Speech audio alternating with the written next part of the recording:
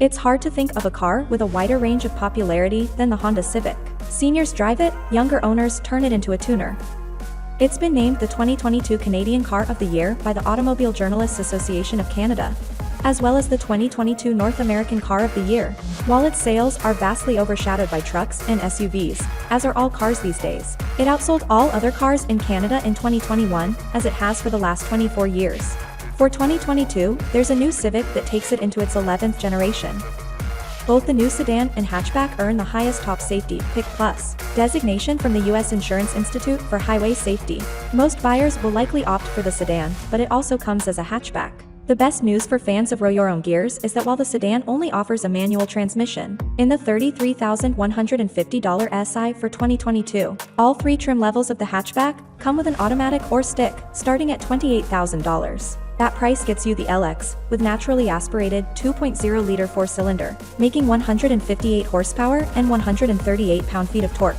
The Sport, at $31,500, and My Sport Touring at $35,000 both use a turbocharged 1.5-liter four-cylinder. That makes 180 horsepower and 177 pound-feet of torque. The price stays the same whether you get the 6-speed manual or the automatic continuously variable transmission. Each trim level is self-contained, with no options other than some extra charge paint and accessories. My Tester's shade of Rally Red added $300, along with a protection package of all-weather floor mats, cargo tray, and splash guards for $528. If you are a fan of manuals, you'll be happy. It's a snappy little engine, and the transmission is a joy to drive with its notchy shifter and smooth clutch. This new model gets a marginally longer wheelbase and wider rear track. There's a new aluminum front subframe, the rear bushings are improved, and the electric power steering gets an update. The ride is smoother and the handling is sharper, but not so much that it feels twitchy and too much for daily driving. It hasn't quite taken the driving fun factor crown off the Mazda 3, but it's very close, and it's sharper than the Toyota Corolla. The interior redesign is an excellent one.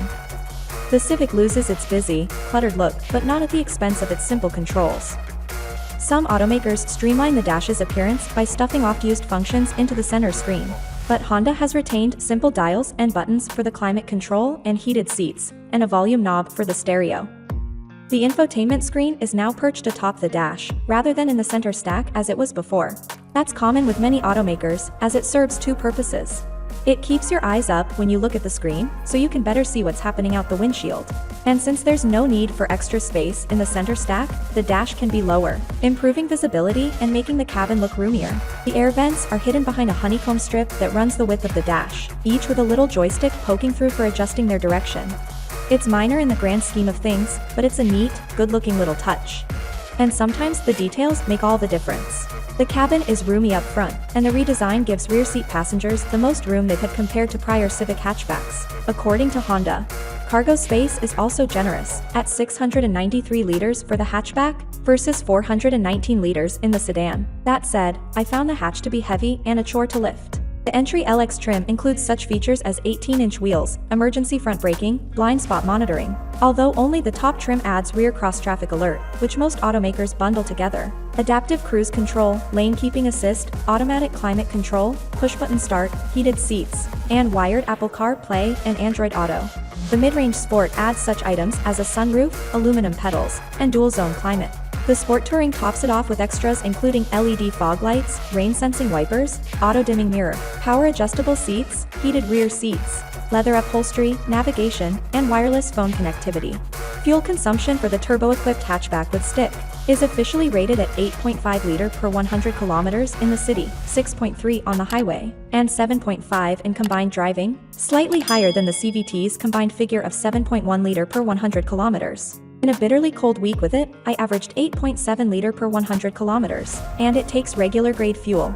Across both engines, the Civic hatchback rates pretty much in line with its competition, with just fractions of liters separating them. The styling is sleeker, the interior is better, and best of all for many, you can still use both feet in every one of the hatchback's trim levels if you choose that transmission. It's a competitive segment with some very good rivals, but this new Civic definitely earned the trophies it's taking home.